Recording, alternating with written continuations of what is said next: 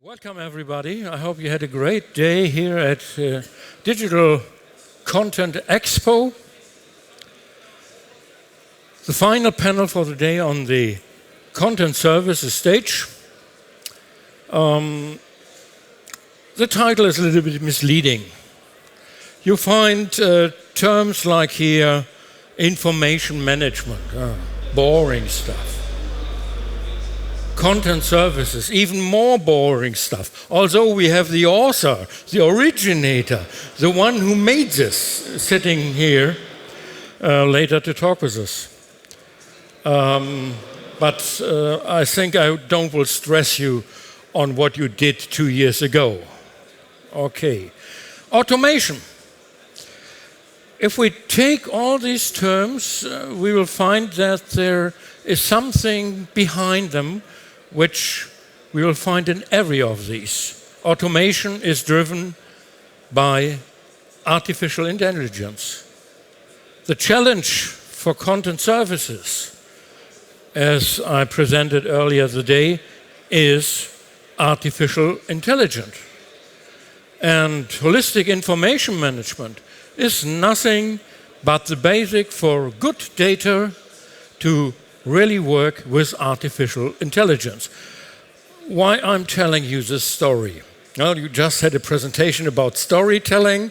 I'm now at the point where you can decide, is it a failure or is it a success? Let's have a look what we did.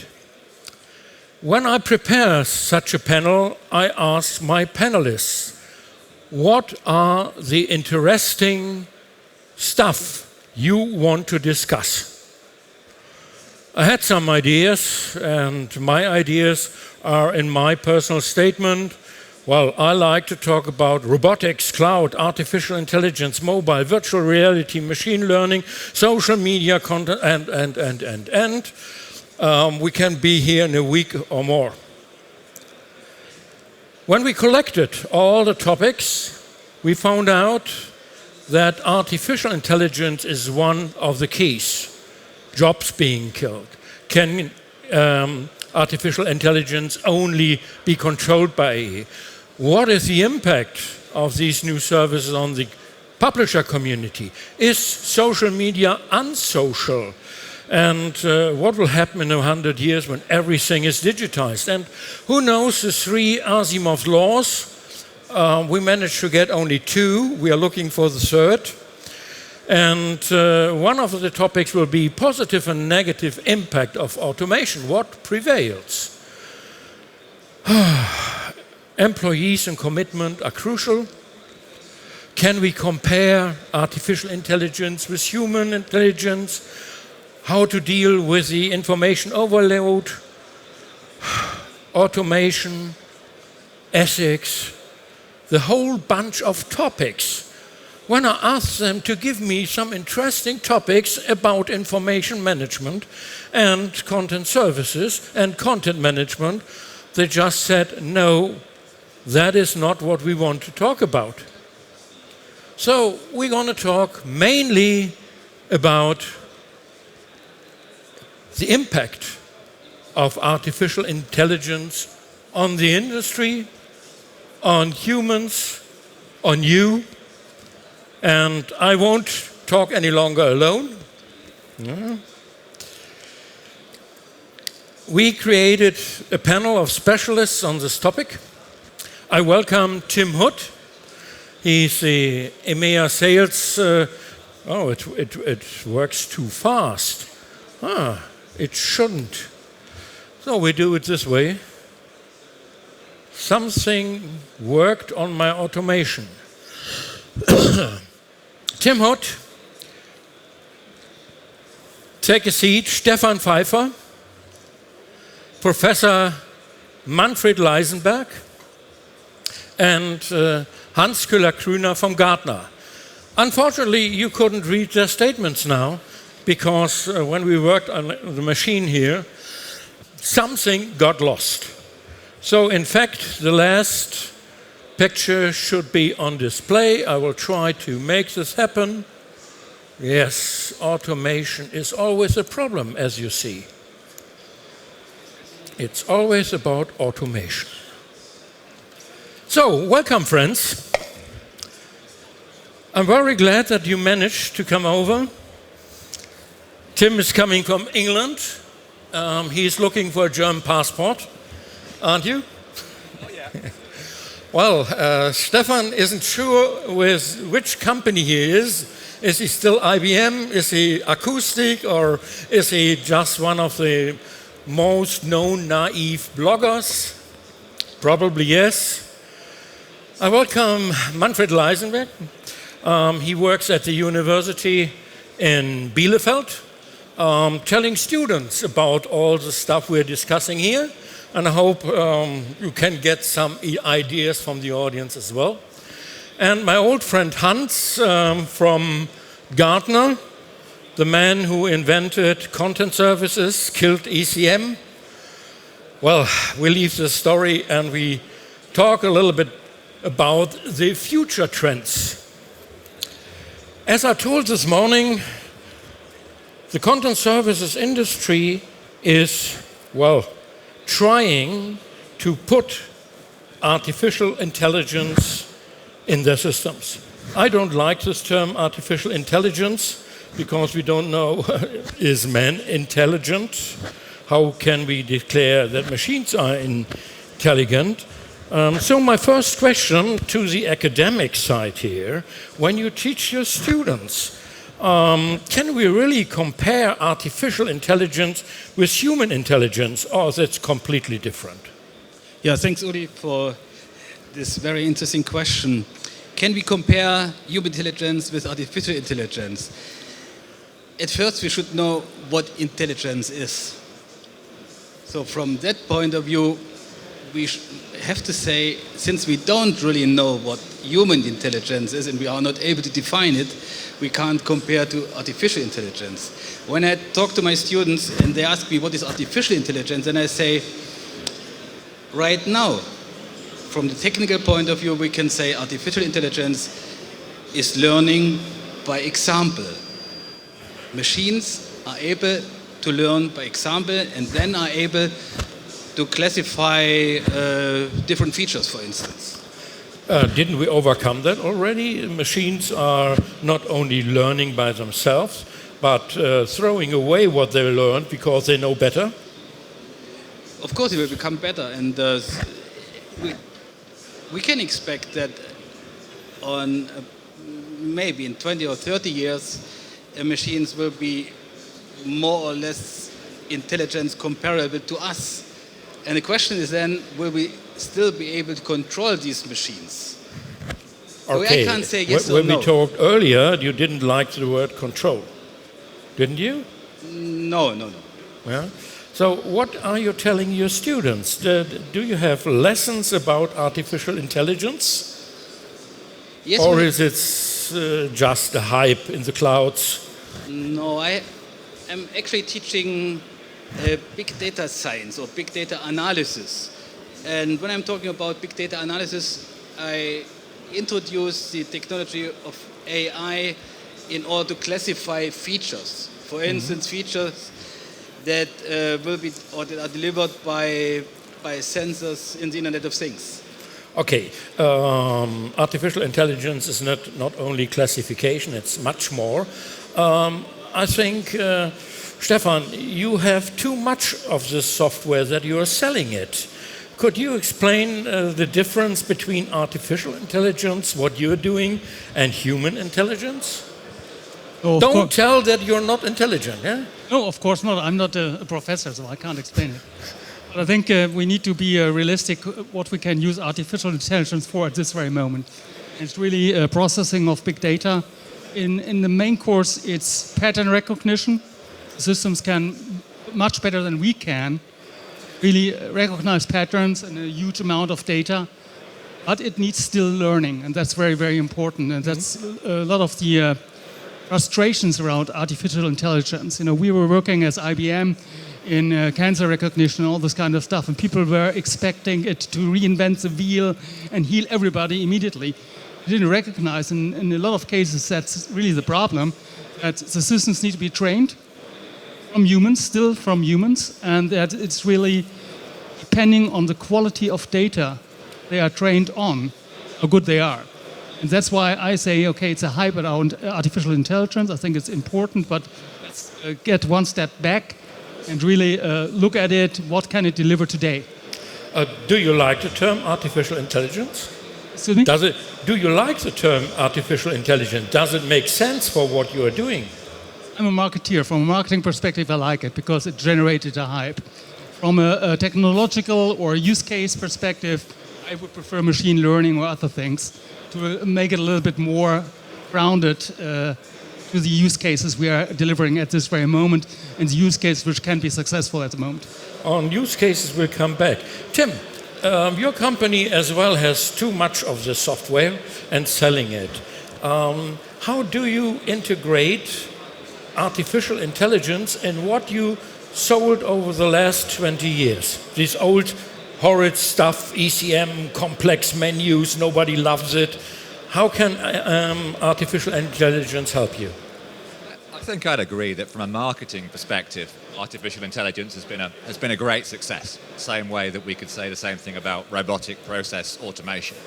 For me, what's really important is what problem fundamentally are you trying to solve with the software?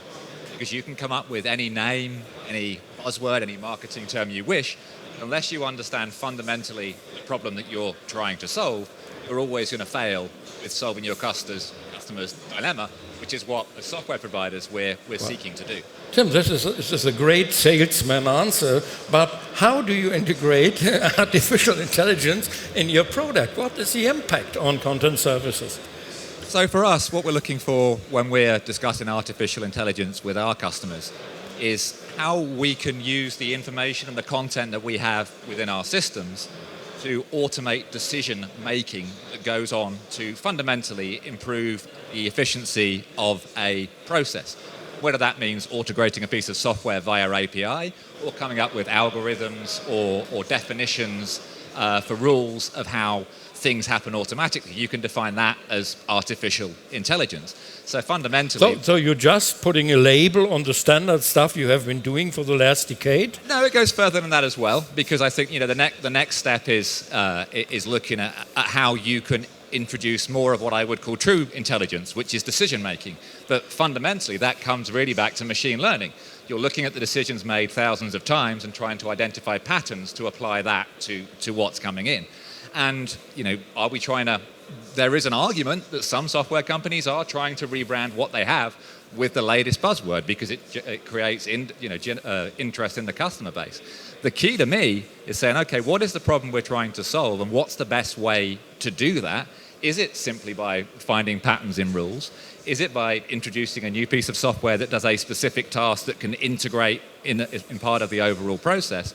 But the absolute key is solving that problem for the customer.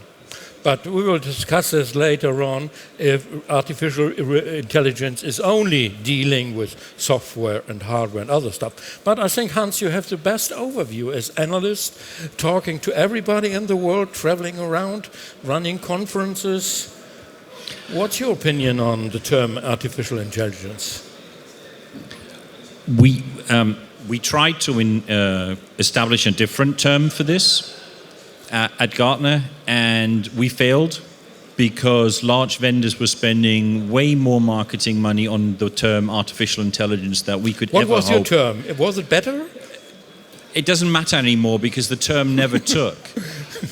But the interesting thing that we've noticed over the last couple of years when talking to both clients as well as vendors is that we've actually already overcome the biggest hype of artificial intelligence.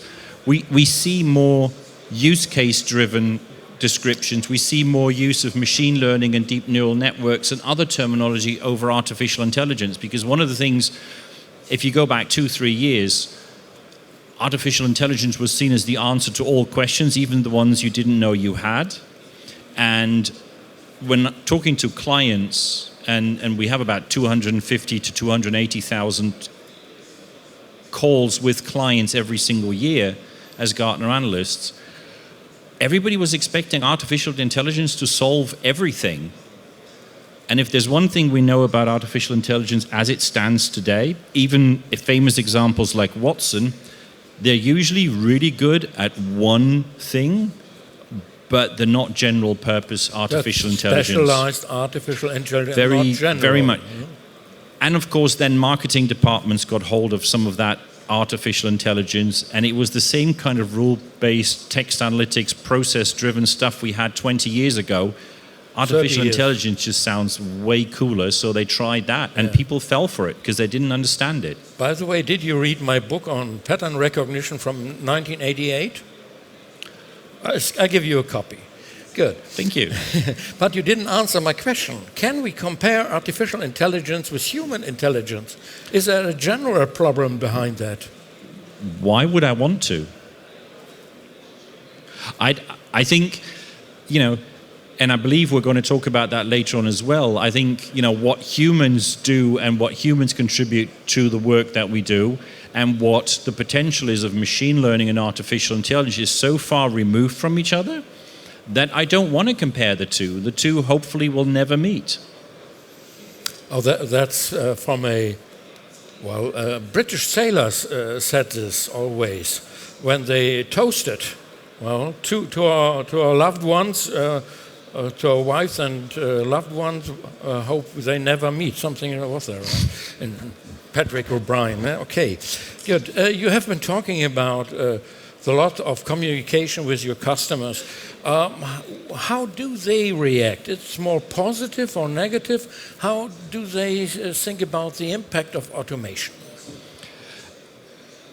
Impact of automation or impact of artificial intelligence? Because I think artificial intelligence is the most driving power for automation, isn't it? Yes, it is. And the expectation is very much artificial intelligence will solve all our problems. And what we see when you have that high of a level of expectation, there is a lot of fear in the discussion about how will it affect my job? Will it make me superfluous? Will I no longer have a job because some artificial intelligence thingy will replace this? Is that what your customers communicate to you? Or do they have other If we fears? go back a couple of years, absolutely. Yes. Yeah? Now that they've started working with artificial intelligence more, and we see more and more clients actually gaining experience with the products, they realize it's not quite as bad as that. Actually, when you look at people, and we did some research about this early this year, when you ask people, what do you fear about artificial intelligence? You often hear, losing my job. 3/4 of people answer that. Once they've started working with artificial intelligence, that percentage drops to less than 20%. Okay, I think we could cover this later on a moment. Gartner customers are often big shots, 100,000 of end users. I think, Manfred, your university is specializing on the mid-sized companies in Germany. What do they think about positive and negative impact of AI and automation? Yes, actually, I'm coming from the University of Applied Sciences in Bielefeld, which is focused on medium-sized companies and their requirements. And we are listening to many of these companies and asking them, what do we expect from artificial intelligence and from these new technologies? And let me explain you one example. One of the companies that are very close to us is Claas. They are building harvesting machines. And they explained to me that they are already working on the application of classification in order to predict the harvest of the next year, or to help the farmer. So that is from But that's a single lighthouse, isn't it? Sorry? That's a single lighthouse. That is still single. What do all the other mid-sized companies in your region think about using these technologies? Is it more fear or is it more hope? They are trying to understand. So the majority is trying to understand. And like you said, only a few companies have really precise ideas what they can do with that. So, for instance, we also have the Miele in Bielefeld, and Miele uses AI in order to predict or to help people to use their machines. So to collect data from let's say, from a dishwasher helps someone at home to choose the right program, for instance. So they are working on that, but products are not ready yet. Let's do something in between to involve our audience. What is your idea? Is artificial intelligence with automation more positive or more negative? Those for positive, raise your hands. Those for negative, raise your hands. So we have a lot of believers in the church of artificial intelligence. A lot of the stuff is marketing, as we recognized, and we have a lot of implications in regard to human workers. Tim, what happens when you introduce your software with RPI, robotic process automation? I think you have that. How do they react? Well, I think it's always quite interesting, first of all, to make sure you know who you're talking to. Because I've sat in plenty of meetings when you talk about process automation, artificial intelligence, RPA. Everyone thinks it's a really great idea until suddenly some of the people in the room think to themselves, hold on, what's the human impact on me? If it cuts down the amount of input that I have to complete a process, what does that actually mean for me? And sometimes the people you're speaking to could be impacted whereby if you achieve the outcome of automating the process, their role becomes partially redundant. For me, there are always processes where that becomes a concern, because fundamentally when an organization is investing in software, they're generally doing it for a return on investment, which can mean a reduction in labor, or more positively, it can mean an increase of productivity. What's the impact on hierarchy? Can we remove complete layers of so-called managers who do nothing with AI? Well, logically, if you remove a set number of people from one part of the process, then you also need less managers to manage them as well. I think the key to look at is what productivity gains do you get, so that the people that you have can look at taking on roles within the organization that are revenue and output generating, as opposed to repetitive, relatively manual processes that cannot be so satisfying as actually contributing to the overall production of the company. The answer is too soft for me. I will give you a real good question. How many jobs killed your software with or without artificial intelligence? How many people you brought to the street? How many pink slips? I kind of feel now that I'm being blamed for a number of things that are outside of my control. And when I sit down and talk to organizations, the first conversation we don't have is, okay, well, how much redundancy can we make? Because again, it's about, you can also argue that organizations have to be more efficient to remain competitive in their market. So if my software didn't automate their processes, then by definition, those companies wouldn't be market competitive. So the overall number of jobs that are lost could be higher than the number that we may have helped to repurpose by automating some of those processes. So trying to look at it as a simple number of how much is Hyland's automation software benefiting companies by reducing pure headcount would be a pretty tough number to come up with. I'm sure Gartner has some very interesting metrics. Okay, have you metrics? Do you have metrics for this?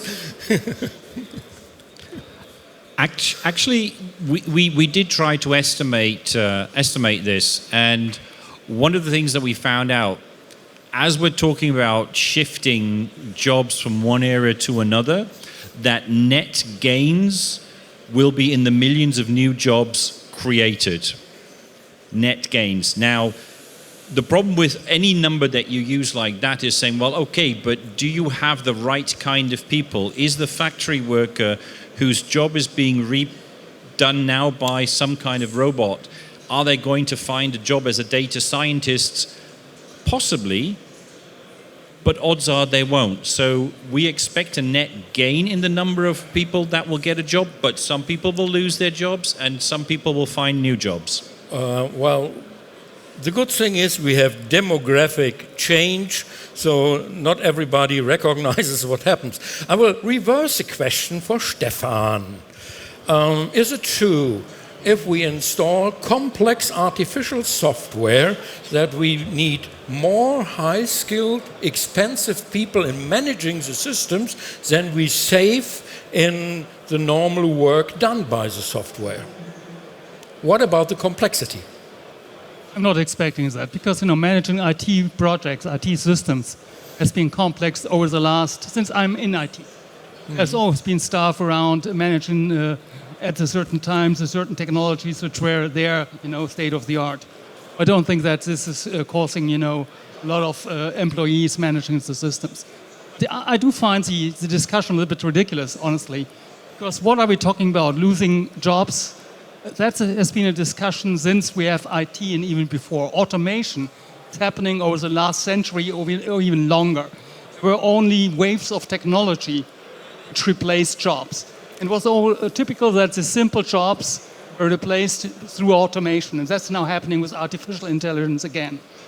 Can there be a gain of jobs? Perhaps, Hans, perhaps. We don't know. It needs for sure another classification, for sure, another education. Again, for what kind of jobs? Better educated, higher paid, less higher educated cheap jobs. workers? But having a very, very different perspective in parallel. The other side, we need social care and everything, other jobs, which we do not find people for. So we are talking about, the jobs artificial intelligence replacing. We're talking about learning through your whole life, which is needed. On the other side, we have a lot of jobs we can't really fit in social care and other areas. So let's a little bit be careful, not be too blind and saying artificial intelligence is killing jobs. That has been the discussion since years and since every technology which came in. Yeah. Thanks for not answering my question, but Hans, I'm politician. probably you can answer it. No, I think Stefan is bringing up an important point. Although, if I wanted to get a thorough discussion going here, I would say, well, even in care, we're looking at more and more robots and artificial intelligence looking after older people because we cannot find the humans that are still willing to fulfill those tasks. Look at Japan and some of the things that we see in Japan, where robots are becoming companions to older people because we don't have the human manpower to actually look after our elderlies properly. So, but even there, artificial intelligence or machine learning or some kind of process-driven reaction to human actions has a role to play.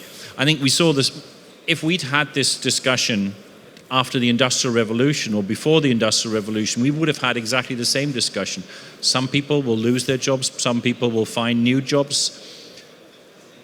It's the same discussion we're having now, and I think, and that's something I firmly believe, and I think that artificial intelligence, machine learning, deep neural networks, and all those types of automation-driven initiatives are going to have the same fundamental impact to the way that we work over the next 5 to 10 years as the Industrial Revolution had in the 1900s. Even more, probably there's no work left.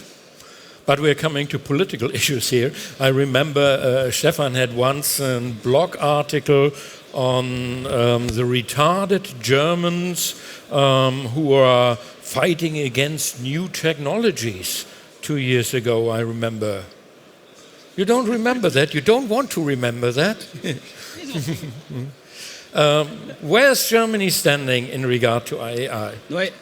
No, you can answer this, Stefan. You can both answer this. Figures, facts. I still believe that we Germans are hypercritical in using technology. That must not be bad that we are critical, that we are careful in using this stuff. But sometimes it would be beneficial for us if you would adapt and test and try out things more aggressively. That's I strongly believe in this.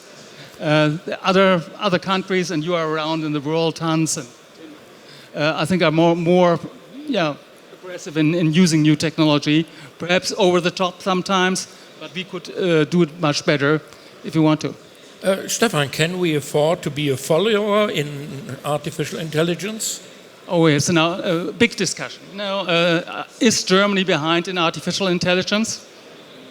If you ask Wolfgang Wahlster, who is really the guru of artificial intelligence in Germany, DFKI in Saarbrücken, he's a former director there, he says, no, we are really ahead of everybody else. If you ask somebody from Google or from US, they say, no, we are ahead of it. I think we are not as bad as we sometimes believe. We are more careful in using it and testing it. We should be more, like to do experiments. And if we fail, it's okay. Germans don't like to fail, but sometimes you have to fail. You have to do experiments. I see you didn't read the program of the German government, okay? Which program? They are already cutting the program. That's why. So what I see is many different approaches to create new businesses from AI. So I see that in many, many different companies. For instance, Arvato, which is a Bertelsmann company close to Bielefeld, they are using artificial intelligence to support the driver of a car when he doesn't know what to do. And how are they doing that? A camera is observing the panel of the car and observes all these different lights and gauges that can be seen there. And the classifier who was taught before tells then the driver what to do next. So that is new business, creates new jobs. Okay, we don't need this functionality if we have self-driving cars, aren't we? Yeah. Good, but the real question behind was put on the table by Elon Musk. He said when artificial intelligence gets stronger and stronger and more uncontrollable, we can't fight it, we must join it. Is Cyborg the solution for the future, Hans? You're laughing.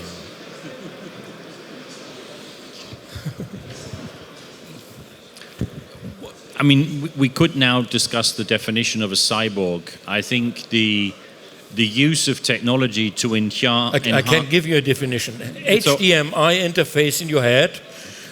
The augmentation of humans using technology is something that we've done for a very long time. If I take my glasses off, you all become a blur. This is technology. It's not artificial intelligence, but at least it's technology. We've used technology for a long time. And many years ago, I saw a test in the Netherlands where they embedded an NFC chip under somebody's skin linked to their bank account so they could pay in the disco without taking their wallet. A colleague of mine, Dave Aaron, has a little chip embedded in himself that allows him to quickly check into a hotel in Japan that he visits 5, 6, 7 times a year. So we're already experimenting on the fringes of that. Google Glass wasn't a huge commercial success. Again, the reticence of us to accept the interface between humans and technology. But that kind of human augmentation through the use of technology is something that we will see more and more of, whether it's an exoskeleton that helps us lift things into a van or whether it's a driverless car that helps us to get to something. Will we ever look like the Borg? No. That's all for the first world. It is not for the third world. These are first world problems. So we're creating a big gap between those societies who can afford to go for artificial intelligence and those who cannot, aren't we? What's your opinion, Stefan? No, sorry, I don't want to answer on that. But we are always looking for strong examples that are explaining the combination of brains and AI. So, and I have a really good example. About 25 years, I was working on cochlear implants. For those of you who don't know what it is, hearing aids. Hearing aids for hearing impaired people who are not able to hear. No, so they are getting implanted with electrodes, and these electrodes are stimulating the auditory nerve. And these electrodes are controlled by a processor which includes AI. an artificial neural network that was taught by human language. So this is a very strong combination of a human brain and a computer. In that case, it helps a lot. It helps a lot. It makes people who are not able to hear hearing again, or they never heard before. So I have seen what big successes was. And when we are talking about combination of brains and AI, we should always look at that kind of examples that are able to support us, not on the examples that might be dangerous. There's so interesting stories around artificial intelligence. We just need to be curious. Here in Berlin, Simrise, it was mentioned in one of the presentations before, they are mixing perfumes with the help of artificial intelligence.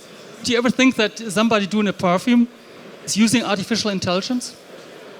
No. There are the first video trailers and videos being cut by artificial intelligence. When you look to ISS, there's Simon, it's a chatbot who was assisting Alexander Gerst. You know, we just need to be curious and experiment with it and to bring it down to earth again, dear Uli. Mm-hmm. If we talk about content service and content management, where can we leverage artificial intelligence? One of the biggest problems, we were never able to find the information in our enterprise. It was never classified. For email. He's going for email. He didn't want it. He didn't want to. I'm not talking about email. I'm talking about videos, audios, about automatic tagging of information to make information really again findable and usable. Mm. So there's, Alexander Gerst on the ISS using a chatbot. There are we in our enterprise, in our company, who do not find the information. Artificial intelligence can really help everybody to find the information if used correctly. And information, Uli, is not longer email alone. Again, it's audiovisual, it's audio, it's video, it's everything. So let's, have a vision in the air where artificial intelligence used, and let's get down to the ground in our company, in our enterprise, in our department. Where can we use it in our daily life? That kind of comes back to understanding the problem. I think some of the theoretical discussions you're having about what's going to happen when we get to a cyborg is a long way from how we're applying the technology relevant to this audience at this conference. And I agree with your previous comments that a lot of where we're seeing real applications is where we're making information that's stored within an organization, be it video, email, documents, whatever else we may have within that repository and that content storage, making that accessible and useful and being able to surface that to aid the running of the business, as opposed to looking to what's going to happen when the Borg come and collect us and decide whether we're integrating with technology or fighting against it. Yeah. I think I would like to have both discussions. I think the discussion based around use cases of where is my content, what's the value of the content, where can I reuse content, is a discussion we've had for many years in the content industry. How to automatically generate content, how to personalize it, how to make it more relevant, how to make it stick out. And artificial intelligence definitely has a role to play in that because it does things quicker than humans can. It can potentially make every single article, every single piece of content that's being pushed out specific to the audience because it knows a lot about the audience. I still like the second part of the discussion as well, though, because the faraway vision, it starts with something here, then we use it there, then we use it there, then we use it there, is something that we need to also discuss. We do need some foundational discussion about at what point does artificial intelligence, machine learning become more than just a tool, but actually starts taking over some things. And I don't mean that in a negative way, but just because we let it, because we encourage it, because we say, and I'm even starting to call it, because we think it can do a better job than the next human being sitting next to me. Well, I guess one of the questions is at what point do we define that starts to happen? Because when I wake up in the morning, my phone starts making suggestions about what traffic I should check, which meetings I should go to. It didn't do that 15 years ago, and that's a form of artificial intelligence, but that is not concerning me. I agree that you can't let technology continue unabated. There has to be some control about whether it's moving in a positive direction. To define where that point is, how do you do that? Who's the arbiter? Who steps in and says that's the case? So I have an interesting example which concerns the ethics in that regard. When I'm explaining my students let's say, the danger of artificial intelligence, I always say, right now we are starting to videotape our lives or to making images in huge numbers. And all these next generations after us will do the same. And let's say after 20, 50 or 100 years, we will have lives videotaped of many, many people. So then artificial intelligence might take the features out of these videotapes, classify these videotapes, and then predict lives. To predict lives. Do you like this? No, and that is a negative example. So we can't say what this will make with people if you can predict how a future life will happen. You just give an example of your DNA and... Yes, you need DNA, you need social environment, education, and that kind of stuff. Then you can probably tell someone in 20, 30 or 50 years very exactly when will he die, what will he do, when will he marry, and how many children he will have. Okay. And that is a very negative example, because some of you might know the story of the old Greeks from the Cyclopes. The Cyclopes, they got, so they were not very friendly to the gods, and the gods said, "Oh, for that behavior, we will tell you when you will have to die." Yes, but you raised the issue of ethics. Ethics. Ethics for AI. This is a very volatile term. And what I fear is all these terms and all these impacts we see are always focusing on us, on man, as the center of the world. Can we really take these measures from how we think about ethics, how we think about intelligence, to work then with algorithms, what is artificial intelligence in fact, which brings us back to the first question. Yeah, you raise the ethics. No, I do not always want to answer. The ethics is part of the current culture. And we don't know what culture we will have in 50 years. Okay, accepted. We are losing a little bit of time. I have still one question in regard to the event where we are. It's a publisher's event. They publish print media, they publish on websites, and I think it was you, Hans, who raised the issue that more and more content is generated automatically by AI or other means. Which impact will AI have on the publishers? I think we can see the impact already. We can see the impact in the way that content is generated. There are plenty of vendors that automatically create sports stories, news stories based on very limited input of certain key pieces of information. So-called fake news? No, I wouldn't call it fake news. It's not written by a human in its final form, but maybe a human fed it some of that information. Maybe it gave it a certain spin that the machine then just completed. So I think the impact is going to be fundamental. I think one of the opportunities I don't see enough of yet is the deep personalization opportunities that artificial intelligence represents, in the way that once you know your target audience or your individual target listener, how do I create a story that interests that particular person to the extent that they will read it? But aren't we at the frontier of manipulation again? Oh, absolutely, and we can see that now. But we're already seeing this now, where everybody lives in their information bubble. When whatever news site you watch today, if you read one story, the next stories you continuously get offered more of the same, rather than an alternate view. And I think it's really interesting that, for example, if you go onto Google News, as one of the big providers of news, they now have a button that says alternative views. So at least they have realized that leaving people in this information bubble is not doing them a service, so they're giving them opportunities to step out. Whether people do it, it's still their own choice. So I think the impact's going to be fundamental. Well, just a question to Stefan. Is Watson so intelligent that he can write a complete issue of the Washington Post? Yes.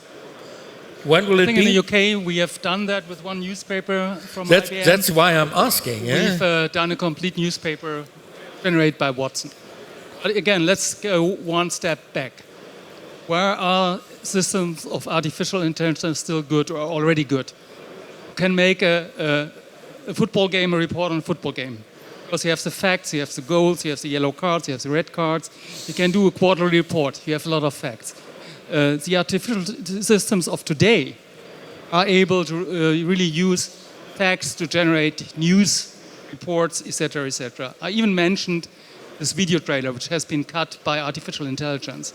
So you can do a lot of things. Where it is not good is at the moment at commenting, on doing creative stuff. That's still lacking. And I say, for God's sake, it's lacking. Yeah? For God's sake, it's lacking, because that's our role. The curation and to do the comments, the editorial is still with humans, and hopefully it will be for a long, long time. But as long as you have facts, we can use in artificial intelligence, it's able to generate a complete newspaper, etc., etc. It's not a problem. So they will not be superfluous. We can all experience content creation at home every time. We only have to ask Alexa. You know what I mean? Alexa, what's up today? Or Alexa, tell me some news from our area. And I'm always amazed how Alexa is able to combine different kinds of content to, let's say, a joint piece. And creating bubbles and manipulation. Of course.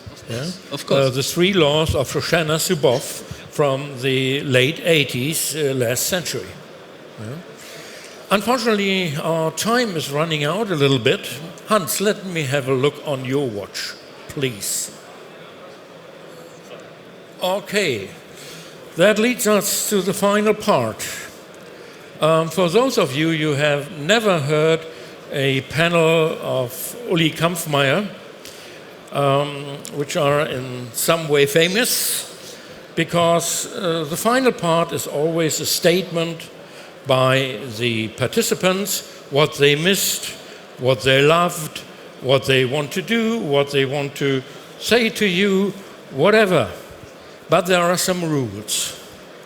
And the rules are one sentence, meaning one full stop, a maximum of 3 comma, and a maximum of 3 end. One sentence, 3 commas, 3 ends, I'm counting. And for those who are overshooting, he once brought a bottle before that so that he can talk longer. Those who overshoot pay me, as chair, an expensive bottle of Scottish single cask numbered malt whiskey. Agreed? Tim, you start. Well, Uli, thank you. It's interesting to know the rules, and it's even more interesting to know people who know the rules, because sometimes there's more than one solution to a problem. So your expensive malt whiskey is there for you, and now perhaps I'll continue on to the other end. So I should have given you the size of the bottle before. Size is not important. What I would like to say is, okay. Artificial intelligence is a great enabler, but it's no substitute for the human impact and understanding the objective and the problem that you're truly trying to solve. Stefan. Uli, of course, I have my bottle too. So I want to make a very, very different comment. You told me it could be your last podium you are moderating today. And I don't talk about artificial intelligence. I don't talk about content services, workflow, and automation. I want to say thank you to you for all the podiums we had together. I hope it's not going to be the last podium you're moderating. Thank you very much for inviting us, I think, and all the best. And we really ask you to continue to have these discussions. We promise you the bottle will not be bigger, but we bring you always a bottle, okay? Okay, now it's a half full glass. So let's see what you're having. Uli, I hope this gives me half an hour. No, just kidding. What I want to say is, let us believe in future. Let us believe in future, and let us believe in the technologies of future. And AI is, of course, one of the technologies of the future. And these future technologies will be able to solve many of our current problems. For instance, the climate problem, or other different problems. So let us believe. Thank you.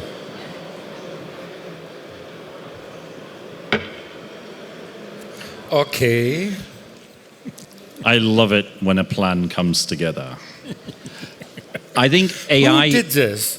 I think AI is full of opportunities for the content publishing industry. It does carry with it some risks, but I think staying within the hall here today, I would say explore it thoroughly, take a risk, take a chance, push the boundaries, because the opportunities using AI are out there and you just need to embrace them.